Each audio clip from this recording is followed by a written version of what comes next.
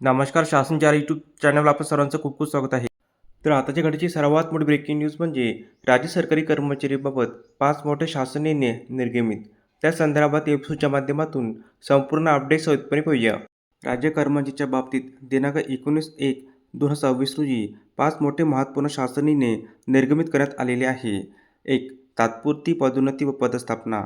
महाराष्ट्र शहरी प्रशासकीय सेवेतील मुख्याधिकारी गट प सहाय्यक आयुक्त गट प संवर्गातून मुख्याधिकारी गट अ सहाय्यक आयुक्त गट अ संवर्गात तात्पुरत्या पदोन्नती व पदस्थापनेबाबत नगर विकास विभागामार्फत दिनांक 19/1/26 रोजी शासन निर्णय निर्गमित करण्यात आला आहे. वैद्यकीय तपासणीबाबत अखिल भारतीय सेवा कार्यमूल्यांकन अहवाल नियम 2007 नुसार भारतीय वनसेवेतील अधिकाऱ्यांच्या वैद्यकीय चाचण्याबाबत निर्णय निर्गमित करण्यात आलेला आहे. मानधन विभागीय आपत्ती व्यवस्थापन समन्वयक व जिल्हा आपत्ती व्यवस्थापन अधिकारी या 42 पदाच्या मानधनासाठी निधी वितरित करण्याबाबत मंजुरी देण्यात आली आहे. अनुकंप नियुक्ती पुनर्जीवित.